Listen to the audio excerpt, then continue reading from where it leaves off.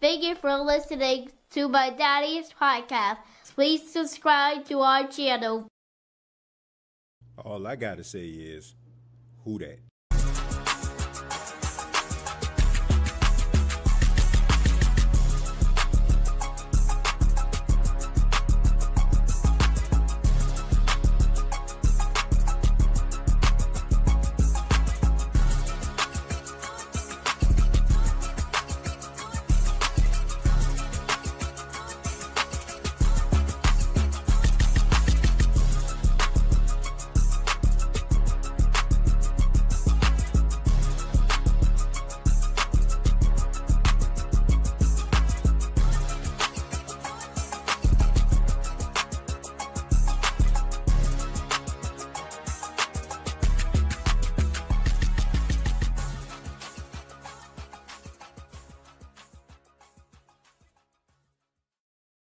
Hey, what's going on, Who That Nation? It is yours truly, Timothy J. Jones. And yes, I am the host of the State of the Saints podcast. And thank you so much for checking out the State of the Saints podcast, where we talk New Orleans Saints.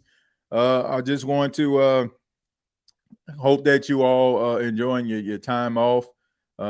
It is Memorial Day. We're doing this show live. Special shout out to each and every one of you. I would be remiss if I didn't mention thoughts and prayers to the family members and thoughts and prayers to those who sacrificed their life defending freedom in our armed forces. They paid the ultimate sacrifice in order for us to have the rights and the liberties that we exercise today. So hopefully while you had your time off, you thought about those that aren't with us. But thank you so much for being with us here on the State of the Saints podcast, where we talk New Orleans Saints. And on this edition, we're going to be talking about the Saints wide receiver room. And we're going to be talking about the Saints not adding a big bodied receiver. We know that the Saints wide receivers, the one they are going to be counting on consistently are Chris Olave, Rashid Shaheed, and the most recently signed Brandin Cooks, which we're all familiar with him. Saints drafting him back in the day. But these three guys are similar in build. They have the same similar skill set. And it has been a topic of conversation among Saints fans on podcasts, on different shows around. But, we're going to be talking about that on this episode. Do you think the Saints need to have that big body receiver? Can they thrive offensively without having that big body guy? But I want to give a special shout out to those in the chat right now as they file in. Special shout out to Big Belly, Derek, Addison, and others who have come here. And shouts out to you if you're watching this at home, if you had to work on this Memorial Day or wherever you are. I really do appreciate it. I ask that you subscribe to the channel if you have not already. And also, I ask that you hit that like button if you enjoy the content. I'm also going to be on a podcast after this one is all said and done, the Flex Zone podcast. I put the link for that podcast in the description. I'll be on that show. Shouts out to Dre for inviting me on. So I'll be on that show talking Saints football. So that's going to be on immediately following this. So if you're not doing anything, or you just want to get some content, if you want to support your boy, you can come on over to that channel we're going to be talking New Orleans Saints football. But let's go ahead and get into it. Let's go ahead and talk a little bit about the Saints and this wide receiver room. Now, this topic of conversation came from an interview that was conducted, interview that Brandin Cooks had with the media. There we go. And he was discussing, some of the talk that I alluded to at the beginning of this episode, which is, you look at Olave, you look at Shaheed, you look at himself, Brandin Cooks, and, all of them have the same similar build. And you're thinking to yourself, like, who is going to be that guy, that can make that catch in traffic? Who is going to be that wide receiver that could be a matchup nightmare, especially in the red zone? And, the question was asked to Brandin Cooks, and this is what he said.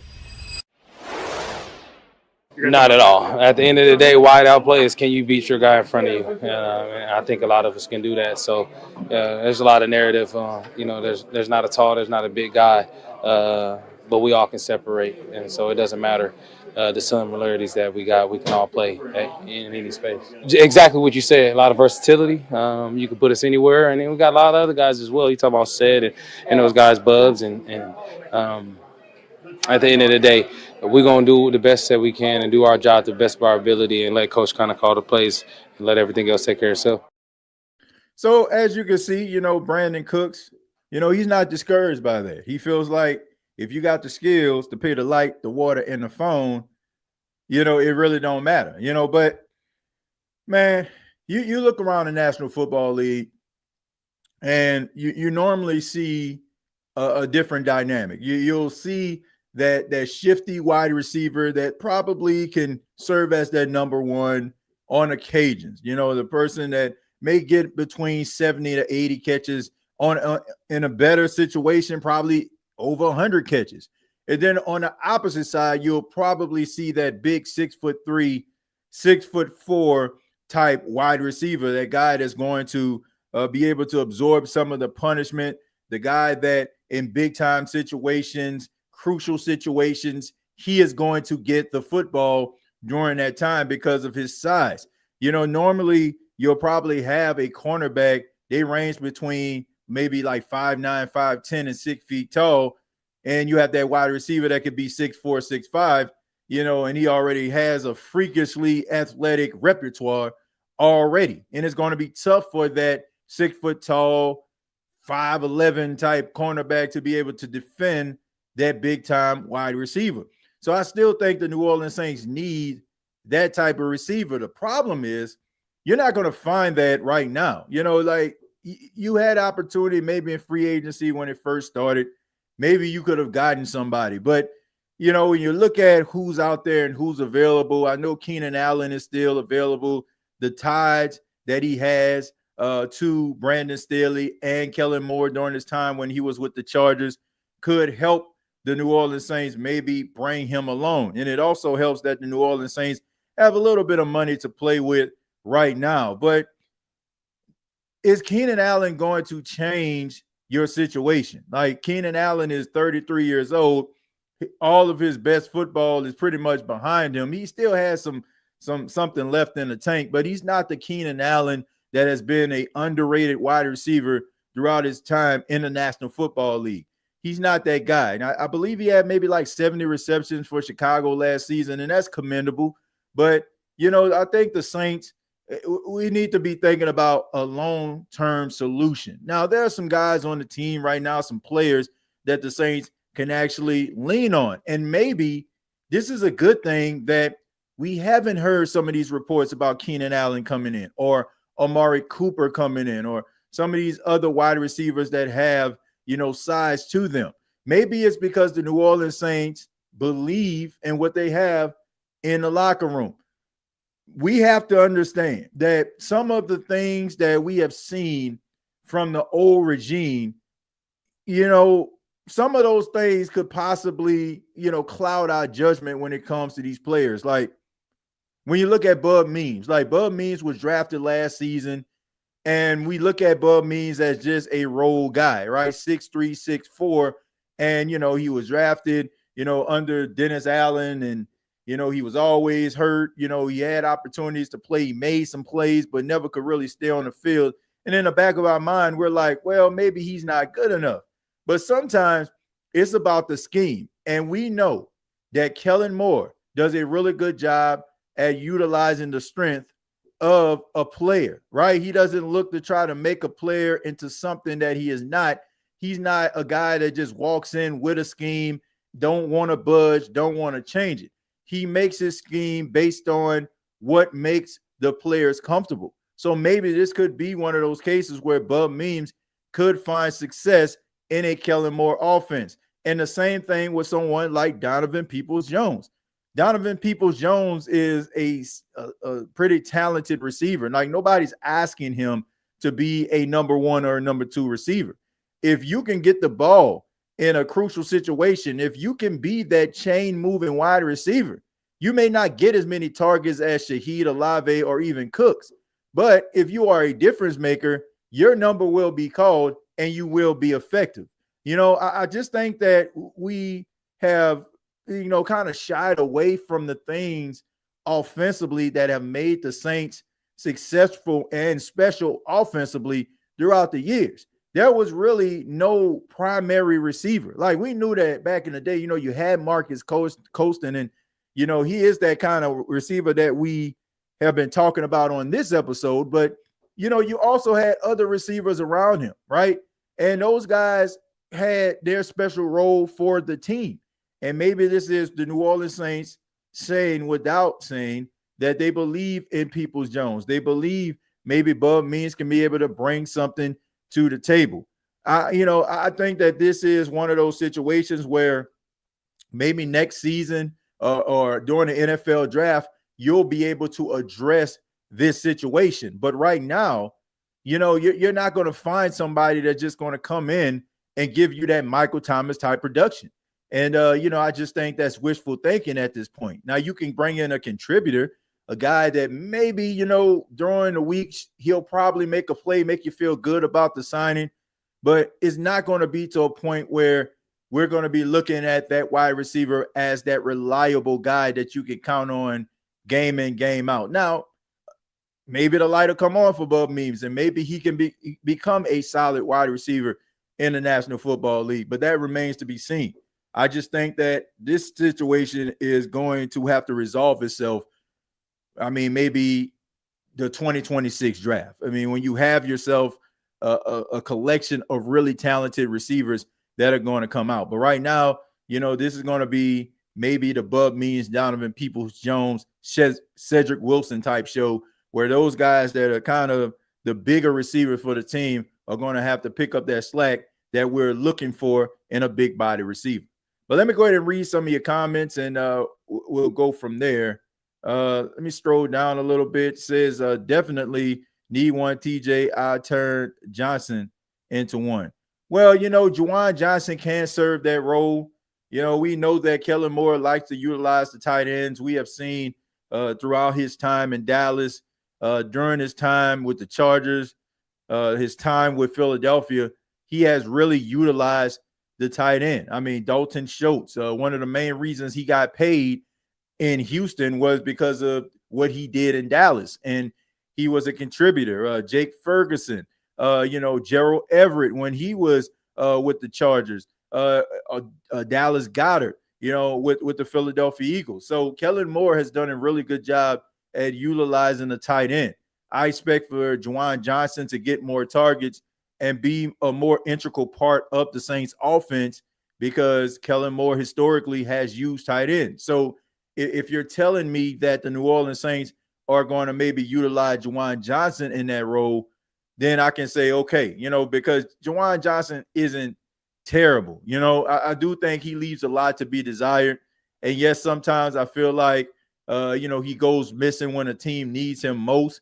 But when he got more targets thrown at him towards the end of the season, he was making plays. So maybe Kellen Moore taking his offseason, understanding Juwan Johnson, he can put together a game plan, implement Johnson, and maybe we'll see a different Juwan Johnson than we have seen in years past. So if he can serve in that role, I mean, I think that would be a plus for the New Orleans Saints if the light can come on and he can become a solid receiving tight end. My dog Cartel was a good player. Giving a shout out to Cartel. It says, Brandon says, I just hope the offense get back to scoring a lot of points like old times. Yeah, Brandon. I mean, exciting offense, offensive football from the Saints would be a plus. You know, I think that's something that's been missing. You know, we talked about this on the State of the Saints podcast. You know, we understand that the New Orleans Saints aren't what we would like for them to be when it comes to the wins and the losses, and they're trying to find themselves post Sean, post Drew.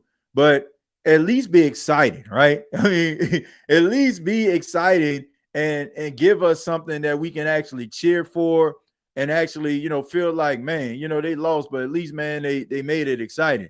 One thing you can always say about the New Orleans Saints during the Breeze, Peyton era, they didn't win every game, but the games were always exciting. Like, they always had you on the edge of your seat. It was never – there wasn't really too many blowouts. You knew that the Saints were going to be prepared, and you knew they were going to be competitive throughout the game. But, you know, if you can get back to that, look, I don't need the Saints to be the greatest show on turf, all right? I don't need them to be the 98 Minnesota Vikings. I don't need that, right? You know, we don't need them to, you know what I'm saying, look like that.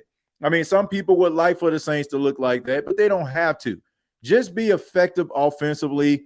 Just be able to put the ball into the end zone more times than not. And I think that people will have an appreciation for it. Once again, we all know that the Saints aren't where they need to be.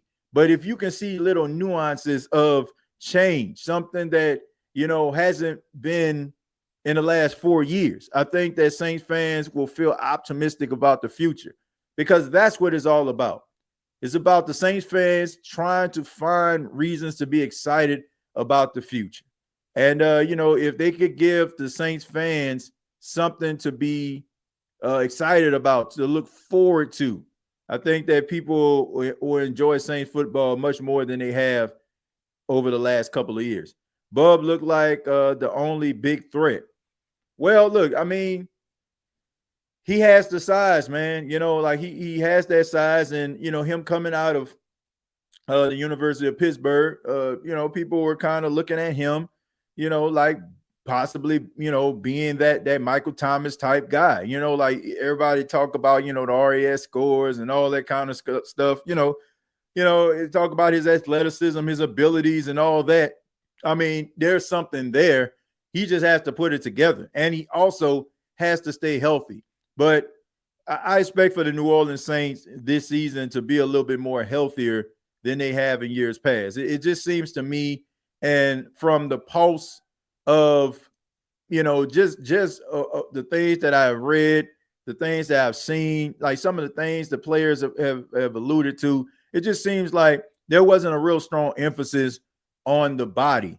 It just seemed like, you know, maybe Dennis Allen went into desperation mode. He felt the pressure, understood that he was pretty much a dead man coaching, and, you know, he just kind of ran those guys into the ground and wasn't really looking at, you know, what he was doing and how it would be able to affect these guys to be able to, to be able to perform on Sundays. And maybe that's the case, but it looks like Kellen Moore is putting more emphasis on that. We know that the New Orleans Saints have brought in a new medical team, which is something that Saints fans have been talking about. It has been a topic of conversation. You know, it has been written about how the New Orleans Saints training staff has been over the last few years. Not even few, like it's been a minute, you know, dating back as far as, you know, the controversial interview by Delvin Breaux. You know, so, you know, this is something that needed to change. And, you know, if Kellen Moore can get this steering in the right direction, I think that that'll be a plus. Now, there is no magic elixir when it comes to, you know, football and, you know, and health. I mean, the reality is guys are going to get hurt. I don't care who you have there. You can have Dr. Quinn Medicine Woman. You can have Dr. Seuss. You know what I'm saying? You got Dr. J. It don't matter. Guys are going to get hurt.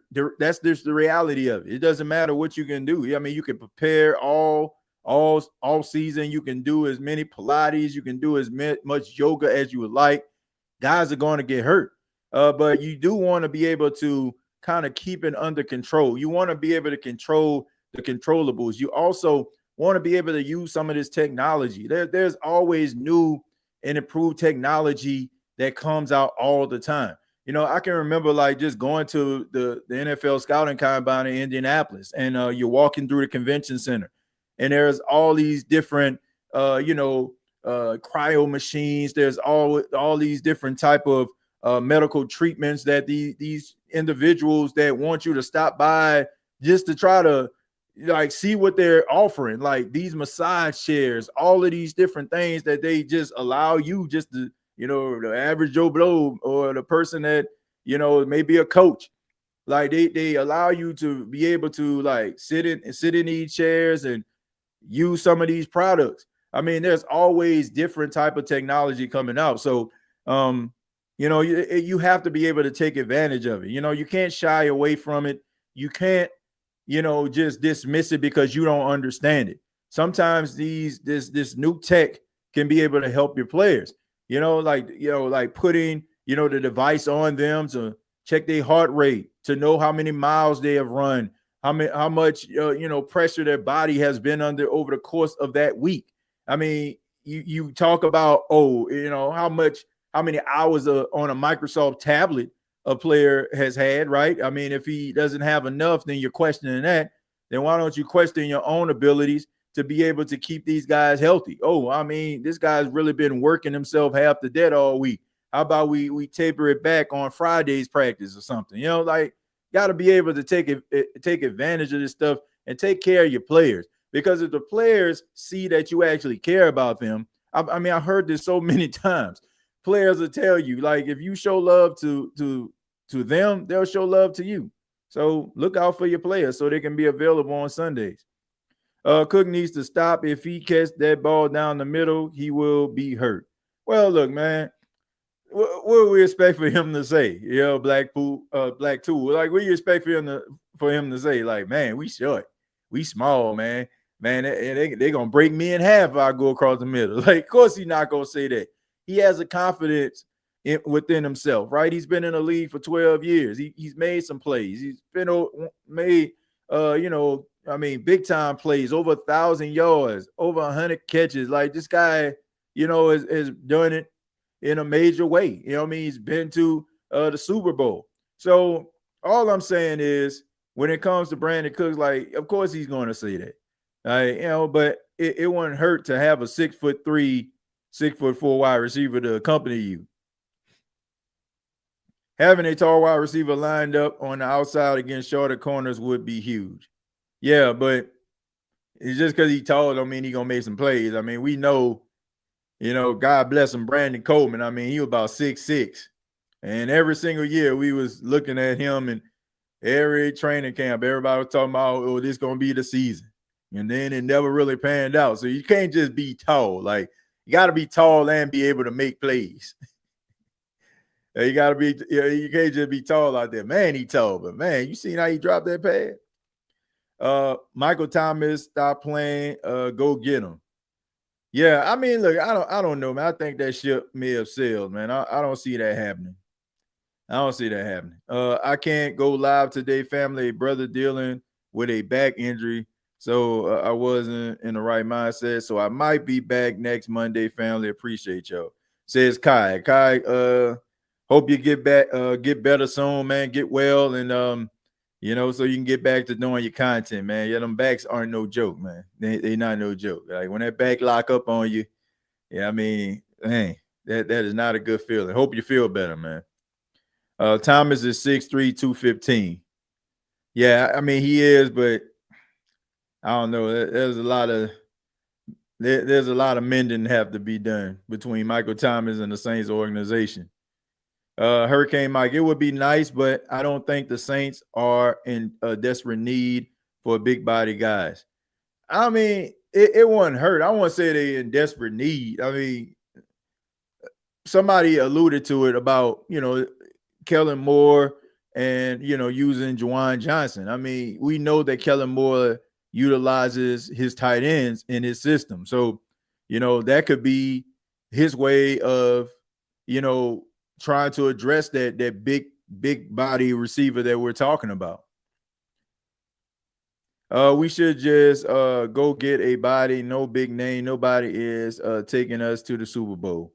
Yeah, and that's what I'm saying, Vernell. Like, if nobody's taking the Saints to the Super Bowl, right? If we all like the Saints are, not close to where they need to be. If we are all in agreement to that, why are we sitting up here, acting like, oh, we can't wait till next season in order to find this? Like, we know that there are going to be some really good wide receivers coming out of college in 2026. So if you can wait on that, like, why not? In the meantime, you can see what you actually have in Bub Means, see what you actually have in Cedric Wilson, see what you have in Donovan Peoples-Jones on top of Shaheed, Olave, and Cooks. See what you got. And, maybe one of these guys will be able to pan out and make some plays. I mean, we look at Marquez Valdez-Scantling, right? I mean, what he was about 6'4". He went out there and made plays and was a difference maker. Was he a guy that was like Megatron, Jamar Chase, T. Higgins or something? No, he was not. But when the Saints needed him to make a play, he was that big body guy. He used his size in order for him to come down with the football. So it doesn't always have to come in a form of 100 catches, 1,700 yards, and 9 touchdowns in a season. I'm quoting Michael Thomas 2018 stats. You know what I'm saying? Over 149 receptions. It don't have to be that. Like it don't have to look like that. Like if you can contribute and make plays and you just so happen to be tall, like that's what you need. Because Shaheed and Olave are your number one and number two, wherever you want to put it. They are your number one, number two. They are going to get the majority of the targets. So unless Jeremiah Smith or Ron Williams coming through the door, like those are your two number ones right there. So whoever that 6'3", 6'4" guy is, he's just a role guy because he's not going to come in and take the spot of Chris Olave and Rashid Shaheed unless those two individuals are not available. And now you throw in Brandin Cooks, of course, he's going to get a fair share of the targets as well. So when you look at it, it's like the 6'3", 6'4" receiver that we're talking about here is not going to be the number one guy. Like I said, unless they're one of those individuals like Jeremiah Smith or Ryan Williams, and then you got yourself a number one, and we can have an argument there. But anybody else is like, hey, hopefully Shuck is an accurate enough passer, especially throwing over the middle of the field. Yeah, man, he's pretty accurate, man. He has some really good arm talent. Like, so we haven't seen him with some live rounds yet, but all signs indicate that he is a really good thrower of the football. He has the size, 6'5", 220 pounds, and he's a guy that is pretty sure of himself. Like, he wants to be a starter in the National Football League. He understands what this means, him being the highest quarterback drafted by the Saints since 1971. He understands that.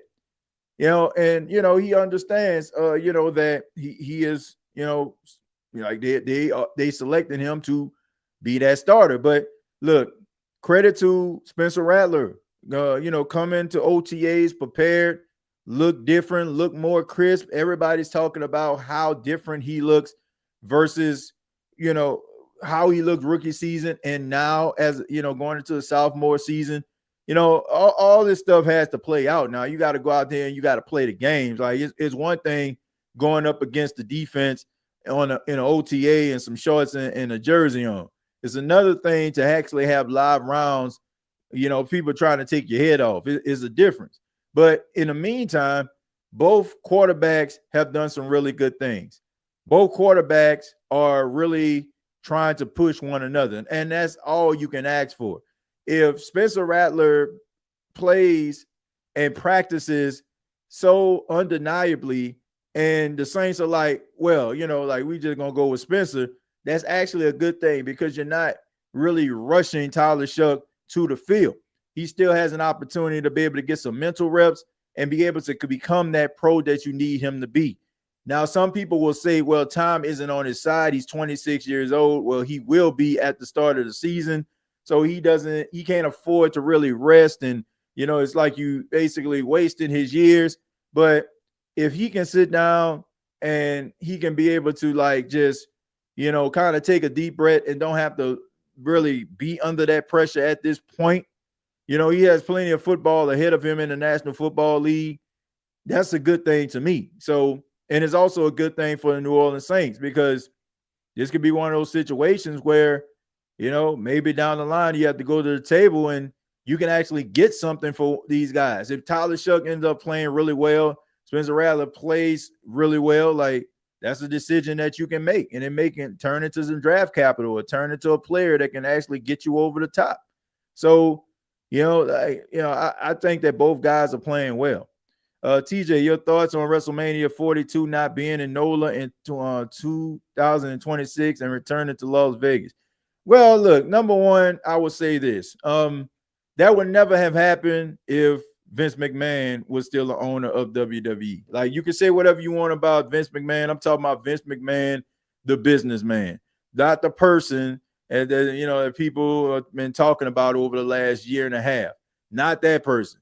It wouldn't have happened. But it just shows you the shift between Vince McMahon's WWE and TKO Endeavor's WWE. They are willing to sell themselves to the highest bidder. I anticipate WWE in the near future actually having a WrestleMania overseas. I anticipate multiple WrestleManias kind of similar to this right here, being in the same city back to back, something we are not used to seeing. So that just shows you like they are about business.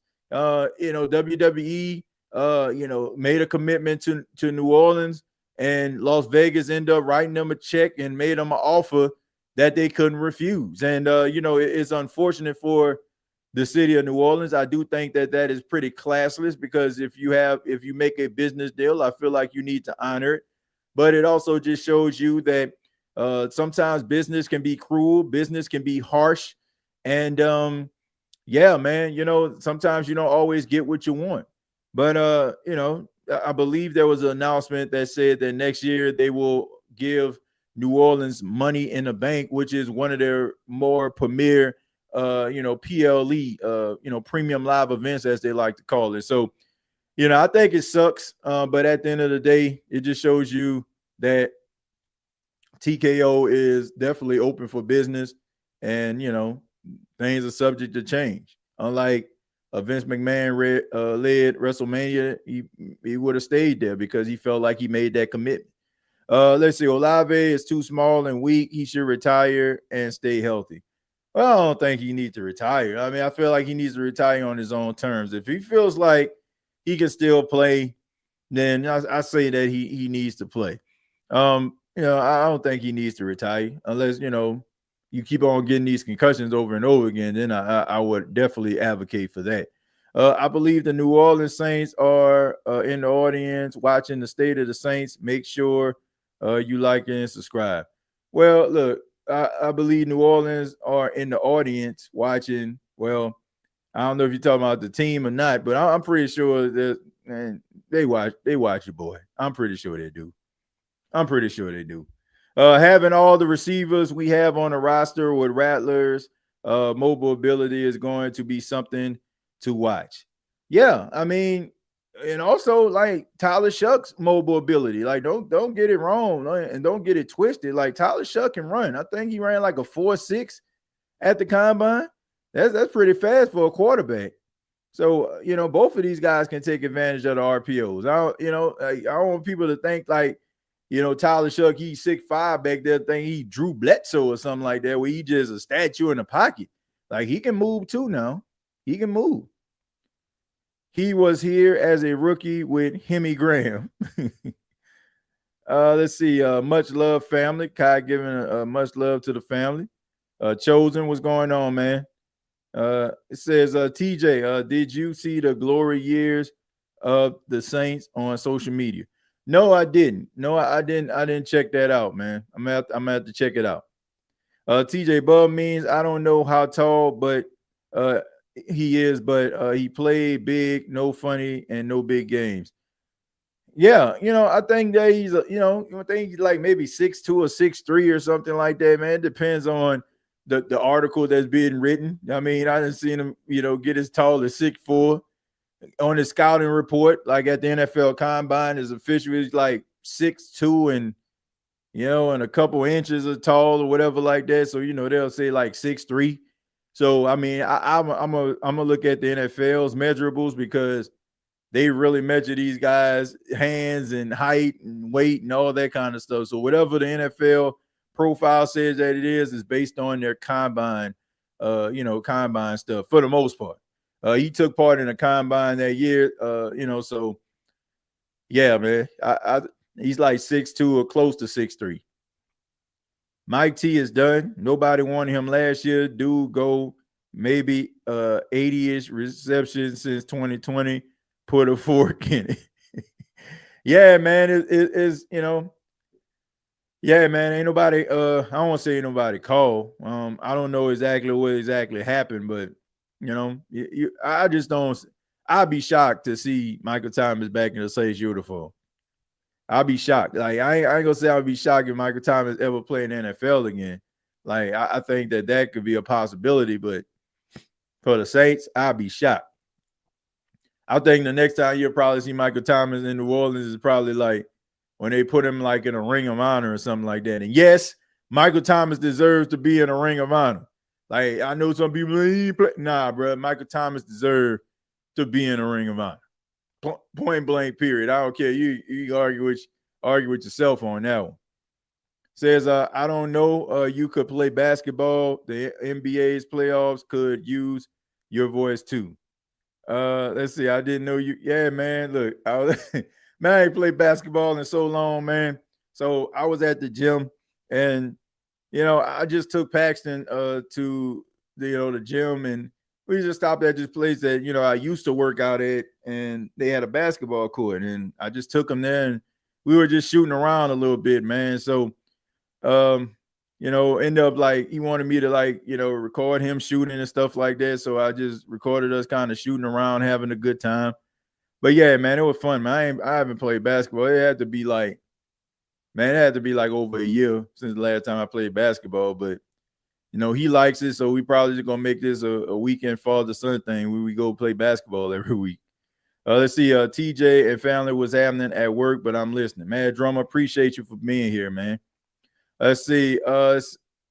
We could have drafted back and still got Golden and an offensive tackle or an offensive guard, but GM can't look outside the box.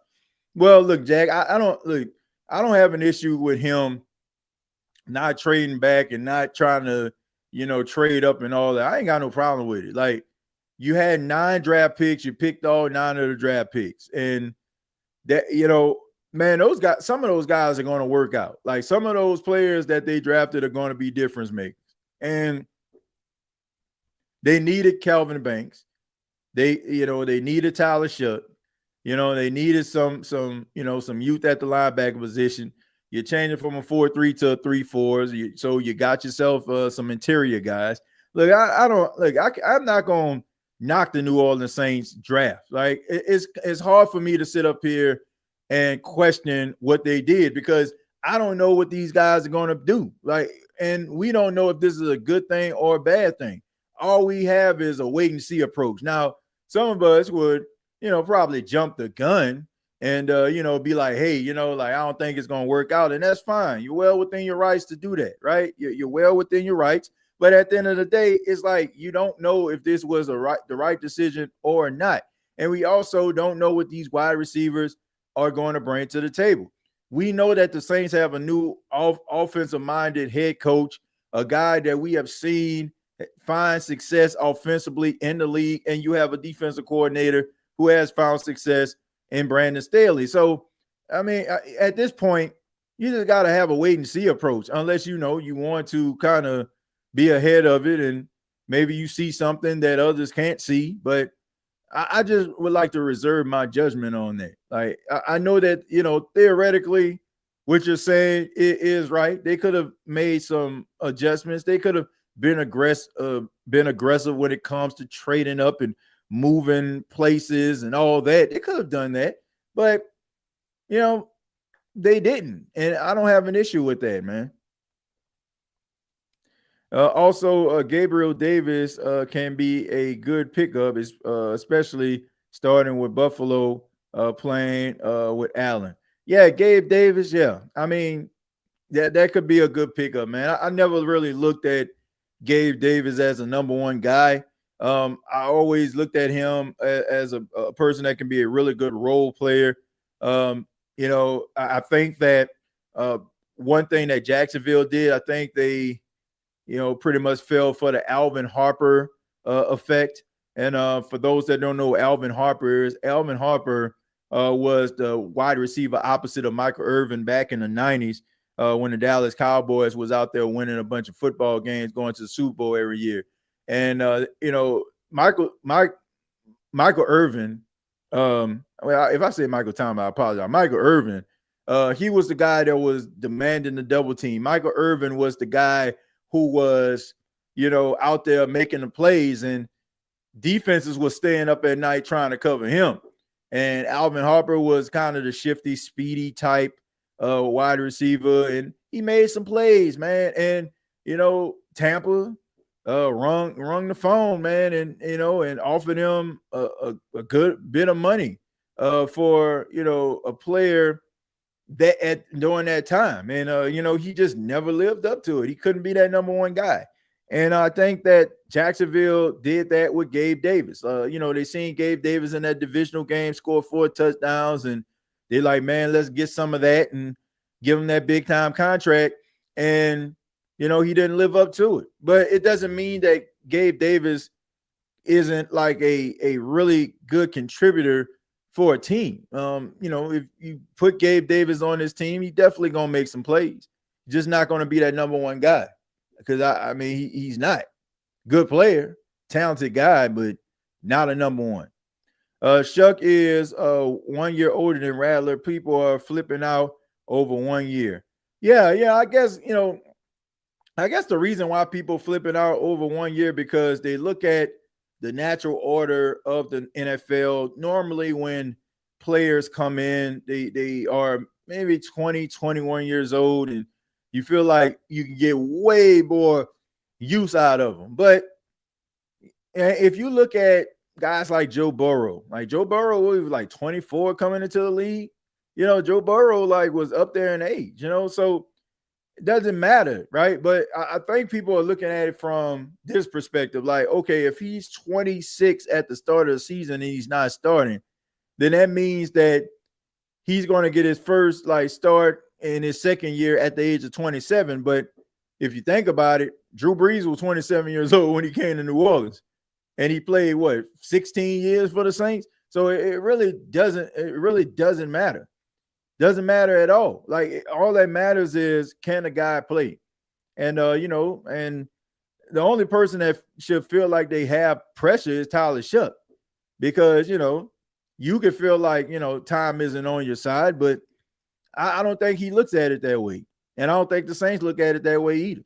So it's not the end of the world if Spencer Rattler end up being a starting quarterback and Tyler Shuck has to sit. I mean, worst case scenario, he goes out there, he becomes the starter in 2026, and he's 27 years old.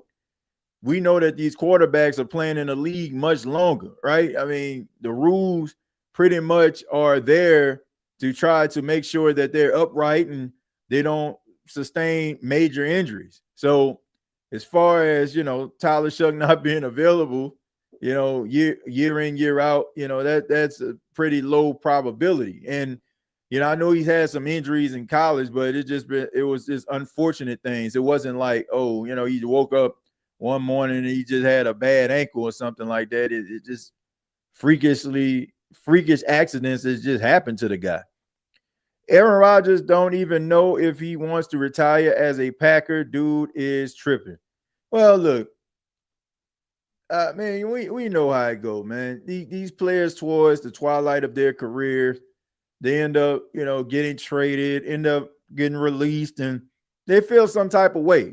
Some of these players, they feel like, man, I've dedicated my entire life to trying to bring a championship to to this city to win football games for the city, to represent this organization, blase, blase, and then they just get rid of me and they just feel some type of way, right? I mean, we know that a lot of these football players, they have egos. And, when you affect their ego in any way, it hurts them. They're walking around with a bruised ego. So when it's all said and done, he'll come back just like Brett Favre did, right? Brett Favre, left, went to the Jets, went to the Vikings, and but he ended up going back and mending fences with the Packers. And I expect for Aaron Rodgers that to happen to him. They have one, Donovan Peoples-Jones. Yeah, I believe in Donovan Peoples-Jones. I think he's gonna make some plays. Business is business. Hopefully, broke people can learn something about the deal. Well, look, as being a broke man myself, you know what I'm saying? But I do understand business. You know what I'm saying? I do understand how business works, how things, are. Like, things are subject to change. Like, people. Man, them days like where, man, I want to buy your land. Okay, you can buy my land. Look, man, if you give me 1 month, I'm gonna come through with the money. All right, shake on it. And that man or that lady will probably hold that land for a month because they made a handshake agreement with you. But that was back in them cowboy days, right? Ain't nobody saying yee-haw no more, and ain't people rolling up on horses in 10-gallon hats. Well, maybe in Dallas somewhere. Maybe they're still doing that. Maybe if you got your boots on the ground. But all I'm saying is everything has to be done with contracts. And you got to make sure there are no loopholes in said contract. And people are always looking for leverage. And people are always looking for opportunities. Most business tycoons are opportunists. And if an opportunity presents itself, they're ready to pounce. Like a cheetah on its prey in an African safari. That's just a fact, folks. And, sometimes you're going to feel some type of way about it, right? Man, I can't believe this person reneged on the deal. I can't believe they did this, man. I thought we had something. Nope. If you don't have it in writing, if you don't have an ironclad contract with no loopholes in that joint, like, you are opening a door for an individual to possibly shaft you, like, you would hope that it doesn't happen, but that's just the way that it goes, man. That's just the way that it goes. But, always know your worth, folks. Always know your worth. Mike says, man, this team is either going to surprise us or it's going to be a process. Well, I think it's going to be a little bit in between, Mike. I think you're going to see some nuances of promise, but also you're going to see a work in progress, like, because this is a team that's trying to figure out who they are and what they are. Apparently, Samuel met with the Dolphins too. Well, look, Asante Samuel is a free agent. That's what you want to do. Like, man, these guys, you get drafted by a team, you don't really have a say-so in where you go. When you're a free agent, you just want to feel like you matter to a team. Like, and you also want to be able to make the right decision. If you're a highly touted free agent, at this point, there's not too many guys of his talent and skill set are still out there. So teams are going to be looking at him. They are going to want him to possibly join their team. And you're probably going to hear even more whispers start to percolate as organized team activities, mini camp, training camp happens because guys get hurt. That's just the way that it goes. And these players got to make sure that it's the best case scenario for them. They got to make sure that they are put in the right position. The money is right. The location is right. They got to make sure that that's right for them, because as those players came out of college, the team that selected them, they did the same thing. They did their homework. They did their due diligence. So now that a guy's a free agent, I'm pretty sure he wants to see and feel the love before he makes that commitment. Man, TJ, I don't care. You know me. I'm going to be the one to say it, but I'm not comfortable with this wide receiver group. Look, and that's fair. Like that's fair. And there's a lot of cons that you can throw out there. There's some pros that you can throw out there. But my thing is, I just have a wait and see approach because I'm always kind of skeptical about putting a take or a view out there without really seeing it in real time.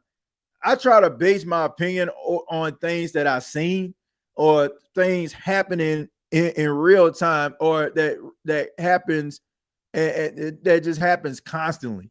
Like when I talk about Mickey Loomis, it's a collection of things that have happened and accumulated over the course of time. It's not like I'm just going at Mickey Loomis's neck or feeling like, okay, man, he can be doing better as a general manager. I got a large sample size to try to, that validates the way that I feel about Loomis or any other thing going on with the team. But in this case, the Saints have a new head coach that's completely different from the head coach that they just fired. And I just think that you have to have a wait and see approach. Sometimes we just got to look at it, Lee. Some of these coaches don't know what the hell they're doing, and they don't know how to utilize some of these players. Like, it's okay to say that. Like, we want to believe that these organizations just have everything under control and they just make all the right decisions. They don't.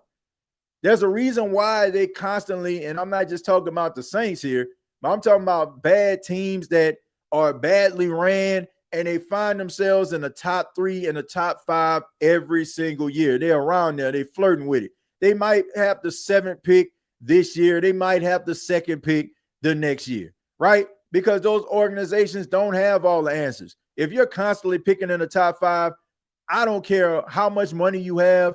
I don't care how many individuals or influence that you have to make people not like really jump on you. The reality is you're not a well-ran organization. You're not. Well-ran organizations or organizations that you rarely talk about in a negative term. And if you do, it's probably because you are trying to find something to be negative about them, when it comes to their performance. Like Baltimore. Like the Baltimore Ravens, you can what are you gonna say? Oh man, they can't win the big game. They can't get there. But they're in the playoffs every single year. Every single year they have a really good draft. They bring in players and they just completely like just this shuffle, like and find great players and elite players at certain positions. They have a knack of finding real true dogs during this collegiate scouting process. They always do. But when you look at teams like, and no disrespect, but I gotta call it, like the Browns, the Giants, how they've been over the last couple of years, like these teams find themselves in purgatory all the time. Well, I don't want to say the Giants, I'll say the Jets. Okay, Jets and the Browns, like Raiders, these teams find themselves in purgatory all the time. And why? Because they're not well ran. It's just the truth. But I like to believe that, you got to have a wait and see approach when it comes to this, right? You can make strong arguments about bad ran organizations like the Browns and the Jets because you have a large sample size. For me to say that this wide receiver room isn't going to knock my socks off or it won't be effective, I just, I look at Shaheed, I look at Olave. They can make plays. We have seen them make plays. But we also seen Kellen Moore utilize guys and get guys paid. Like I said, Dalton Schultz got paid. Cedric Wilson, who played for the Saints, he got paid by Miami. He left Dallas to go to Miami because they offered him more money. He gets these guys paid, and he gets them paid because he knows how to feed the hungry, right? So maybe this could be that case. Maybe sometimes, you need that Phil Jackson to bring in that triangle defense, that triangle in order for you to be able to, make some plays. And bring in that triangle in order for you to be effective as a team offensively, defensively. Sometimes you need that, right? Like there was nothing like Doug Collins was the coach of the Bulls when Michael Jordan first got there, right? But he couldn't get them over the hump. Then in comes Phil Jackson bringing in that triangle, man, we're going to make this thing work. And they won 6 championships. Sometimes it just takes the right guy to know how to utilize these players to try to utilize the talent that is around them. And some coaches do it better than others. And you know that's possible because look at Sean Payton when he was here. Sean Payton would utilize guys that nobody really heard of, make them effective. Those players go to a different team and they cannot replicate the type of like offensive or defensive performances they had with the Saints. Why? Because you had a coach that understood the players, understood their skill sets, and utilized it accordingly. So sometimes, you just got to have a wait and see approach. I don't know. I don't know what this team going to look like. Listen to the NOLA podcast reporters. They say the team looks more organized. Yeah. I mean, I was listening to that the other night. And shouts out to my guy, Rod Walker, Luke Johnson. Shouts out to them boys, man. Yeah, man. I mean, everybody was talking about how organized, they look. And, but everybody kind of conceded, just like I have, that, you have to have a wait and see approach. Right now, the morale is down, right? Anything that involves the Saints that you can kind of find that's positive, like you trying to grasp, at that. Like you're trying to like gather that. Does that make sense? You're trying to gather, like, so if you felt so dejected after a 5-12 season as an onlooker, as a reporter, as a fan, whatever, right? You felt like, oh man, like I can't take too much more of this, right? So anything positive, like you try to grab onto it to try to give you a reason to look forward to what the 2025 season can hold. So, like stuff like having an organized practice, stuff like changing around the medical staff, things like listening, like Kellen Moore listening to the players and winning the locker room over one day at a time. Like those are the type of things that you want to hear because you want to be optimistic about the team. Like nobody wants to go into this season dejected about the Saints. Nobody wants to sit in front of their television, get the hot wings, get the popcorn, get the queso dip, and watch their New Orleans Saints just get slapped all around the field. Like nobody wants to see that. People want to be optimistic about what they're actually watching on television when it comes to the Saints. So if good coaching, organization, listening to the players, being a player's coach, also being a good teacher and putting guys in a position to make plays, to make them feel good about themselves, to feel like you are counting on them to be a part of the process, that is a plus. So I'm not going to poo-poo on that. But if things go sideways, then we can have that conversation. But I'm not looking for reasons to try to just completely like just defecate on the team. Like if there's some good things going on and there's some good things happening for the New Orleans Saints, then I think that we should just hold on to that and see. I don't expect for the New Orleans Saints to win a division. I don't expect for the New Orleans Saints to make the playoffs. But if we can see some promising things happening that we can look forward to or build on, like I always constantly use the Detroit Lions. When Detroit first, like when Dan Campbell first got to Detroit, they were terrible. Like they were bad. Like I can remember. Like I'm not one of those people that just gonna sit up here and just talk about all the good things I said and not look at the bad. I was like, man, maybe they need to get rid of Dan Campbell. I've said that because they look that bad. But then the next season, you start to see, okay, they had a really good draft, bringing in Aiden Hutchinson, bringing in all those other players, Jack Campbell, and they start to build through the draft.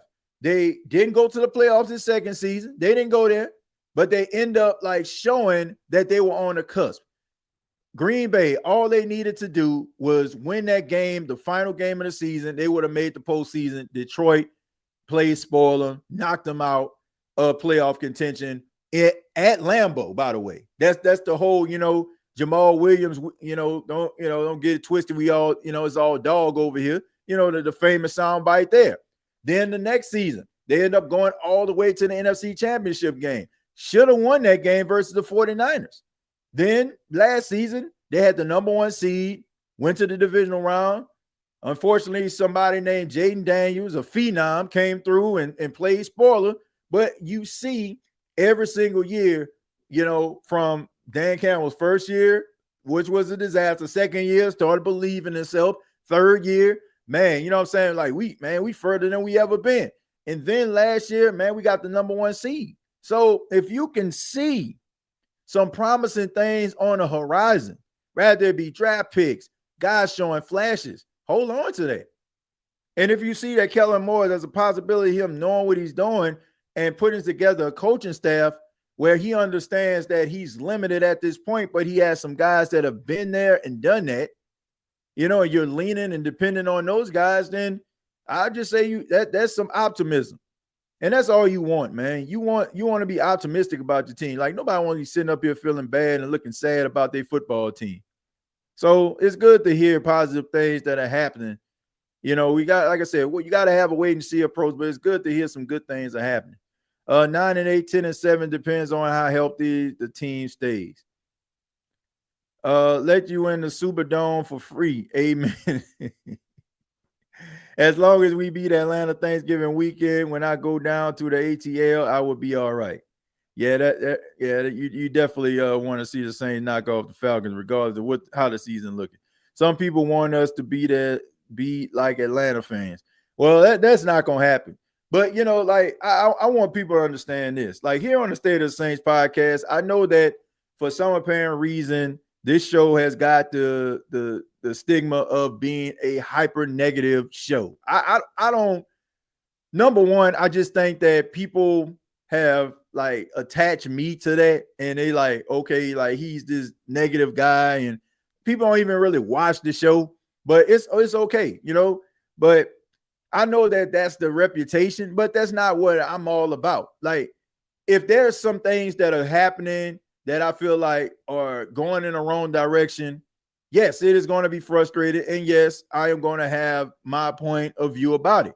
But if I see the New Orleans Saints actually doing something, like saying the right things, doing the right things, I'm going to say it. I will give them credit where credit is due. And, you can't have an amen corner all the time. Like, you can't be looking for an amen corner all the time. That's not healthy. That's not healthy with your sports. That's not healthy in your life. Like, you don't want somebody that just tells you everything good about yourself and just leave you basically, on an island. Because if you have this false sense of reality about who you are and what you can do, like that's dangerous right there. So, I like to have a good balance, a good yin with the yang. When you say positive, like, when things are not looking good and people like, man, you so negative. Like, what's there to be positive about? But I always have this thing. It's the beginning of the season. Like, we don't know what the season has in store. You don't. Like, you don't. Like, every season, everybody starts off at 0-0. And every single year, there's a team that everybody like, oh, man, they suck. They ain't going to be nothing. And then all of a sudden, like that team just get hot, start winning a bunch of football games, make the playoffs, look like one of the best teams in the league. And then a team that everybody anticipates to possibly win it all end up picking in the top 5. Maybe they had a bunch of injuries. Maybe the coach, lost the locker room. Like we see this every single year. So when the season starts over, I'll always have a wait and see approach. I never just sit up here and like, oh man, this is just going to be like just a downright failure. Like, I don't know. You don't know. All your feelings, all your views are based on what happened last season. Like if you sitting up here talking about how the team gonna look and they're gonna look terrible, like you're doing that based on the product that was presented to you last season. But if you get the right coach, if you get the right personnel, you get some attrition on your side, things can go completely different than last year. Now, I don't know if it's going to look like the playoffs. I don't know if it's going to look like a division championship, but it can look like more respectable football that you can actually stomach your food while watching. And at this point, that seems like that's pretty doggone good. She was always like, I can stomach my food. Because sometimes, man, some of them games, man, I ain't even want to eat. If you watched John O'Born last week talking about the Falcon hype, I was on them. Yeah, man, look, they get excited every single year, especially like when some new stuff starts to happen, bringing in new people. Look, I get it, man, but you got to do something. Like, you got to do something, man. And you could tell, like, man, you could tell they want to win so bad. Like, because anytime they have that, I say that all the time. Anytime the Falcon fans feel like they got a competitive advantage, they in your mentions. And it's vitriol from years of frustration bottled up, and they wanted to say these things, and now they got their chance. But when they go bad, I mean, man, a lot of crow got to be eating if you're a Falcon fan, because when they went on that run, like when they beat Tampa twice, and it was like, man, they had that good, 3-4 game lead on the division. And I mean, an absolute monumental collapse, like unbelievably bad collapse. Like, man, I mean, man, they want to win so bad, bro. They want to win so bad. I mean, I understand. I think some Saints reporters are not negative enough. Well, that's the thing, like, as a reporter, and this is where I get the luxury, right? Yes, I am a journalist, right? And if you ever like check out my writing, I know, like, I pretty much write in a form of a way where it's not so, like, I have like an opinion piece, you know what I'm saying, from time to time, but for the most part, it's about telling people the facts, like what is going on. Like, you got to be impartial, like, about the situation. That's why a lot of reporters, like, people like, man, why don't they say this? Like, they have an obligation to the people, but all the while, you also have to take yourself out of the situation. Like, if you want that, you probably want to just talk to a reporter off the record or something like that. But for the most part, like, their job is to give you the information that you need in order for you to formulate your opinion, right? They don't want to give their opinion to you. Like, that's something that any journalist will tell you. Like me, you know what I'm saying, as a podcaster, I'm talking to you from a fan perspective. As a journalist, I give you information, and I just get you to draw the conclusion based on that. Like, if that makes sense. And that's their job.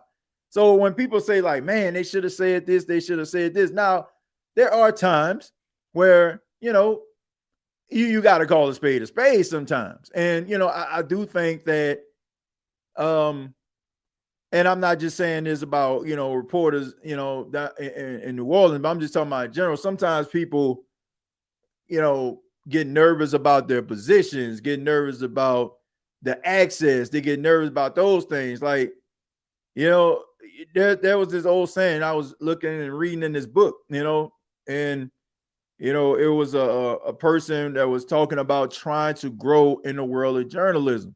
And the person, like, they asked about, journalism and how to get into it. It basically said an individual, like, are you going to be a person of the industry, or are you going to be a person of the people? Are you going to be a man of the people? Right? Or what type of, reporter, what type of, reporting are you going to, you're going to be? What type of personality are you going to be? I chose to be a man of the people, like, I can easily just write articles and just keep it moving. But me, I have something to say. And I know sometimes that might rub people the wrong way. I may ask questions that people may make people feel uncomfortable, but these are questions that you, the watcher, the listener, viewer, whatever, want to hear. So, but from a journalistic perspective, from, it's one of those things where, it's not about them giving you an opinion. Like, they want you to formulate your own. They just give you the information. And that's fair. TJ, give me your top 5 coolest uniforms in the NFL. Says Josh, thank you very much for $2. Coolest uniforms. Well, you got to put the Chargers in there. I mean, them powder blues. I will put them in there. The old Seattle Seahawks uniforms that they wear, them throwbacks, those are pretty cool. Trying to see. I like Detroit Lions uniforms, like the blue uniforms. I think they're pretty cool. Baltimore, I think Baltimore, that purple and black, and sometimes they'll probably put a little gold in it. I think that's pretty cool. And trying to see. Man, that's basically it, man. I mean, and the Titans, like, the old Houston Oilers, like they released those. They've been wearing those throwbacks, yeah. So yeah, those are probably some of the best uniforms to me. The Saints media be asking the softest questions. Well, like I said, I don't want to say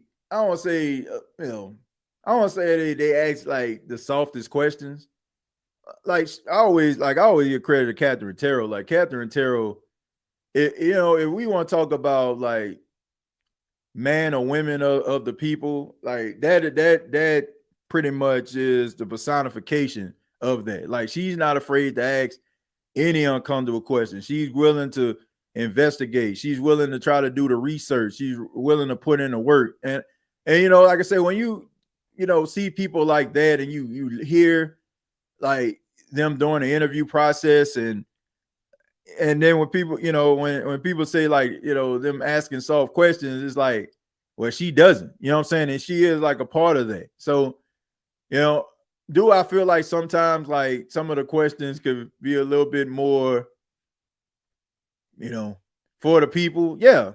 But you do have a nice, nice size, say collection of individuals. They do ask the questions that we want to hear. They do. So I mean, sometimes that there are some questions that get left behind. But people like Catherine Terrell, like, I think that we all as individuals that watch this team, cover this team, should have an appreciation for the work she puts in. Hit that like. What's up, TJ the Great? What's going on, Derek? Appreciate you for being here, man. Y'all better hit the sub and like button. Please do. Please do, man. I need every like and subscriber I can. And people think, man, you hurting over here. That's why ain't nobody watching what you be doing. Like, okay, whatever. Yeah. Oh man, let's see. Respect that heart. LOL. One guy will ask a good question and the rest are soft. Look, I just, that's a good.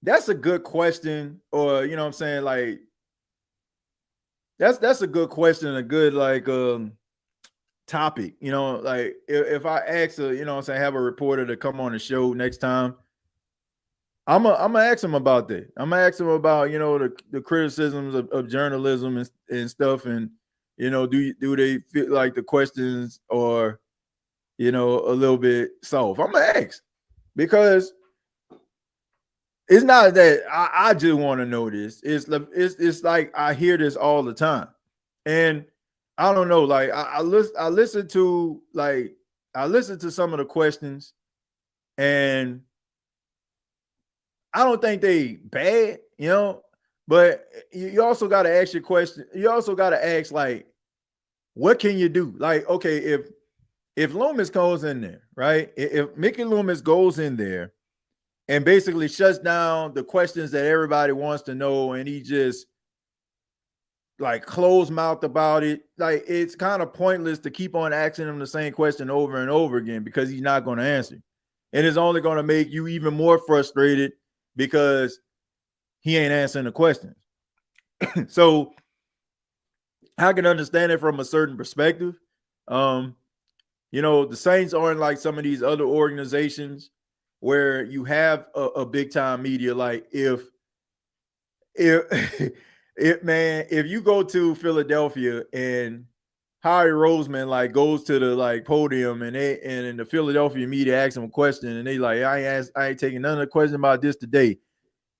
You best believe like the next article they're gonna write, Howie Roseman afraid to answer the tough questions, stuff like that. But that's shark infested water out there on them East Coast reporters, the Washington DCs, the Phillies, the New Yorks, the Jerseys. That's shark infested waters right there. You got to be an absolute bulldog in order to thrive in that type of environment. But I want to say thank you all for checking out the State of the Saints podcast. Really do appreciate it. Once again, I'm going to the No Flex Zone podcast immediately following this episode. I'm going to go ahead and put that link inside of the comment. If you're not doing anything, you can come on over. I'm going to be discussing New Orleans Saints football with Andre, the host of the Flex Zone podcast. So that's going to kick off at 10:30 Eastern time. So that's in the next 8 minutes. So if you're not doing anything, come on by. Follow me on X at TJAYJones8. Also check out Saints Talk with Timothy J. Jones every Wednesday, 7 p.m. on the Bleacher Report. And also, man, shouts out to the new viewers that are watching this on Twitch. We added Twitch, a platform there. So this is my first episode going live on Twitch. So if you're watching this right now on Twitch, really do appreciate you. Much love to you. You can check out previous episodes on Spotify, iHeart, and as well as other streaming platforms that are available to you. Till next time. All I gotta say is, who that? Thank you for listening to my daddy's podcast. I didn't know what I wanted to press. I'm like, yeah, Thank you. All right, man, we out. Thank you for listening to my daddy's podcast. Please subscribe to our channel. All I gotta say is, who that?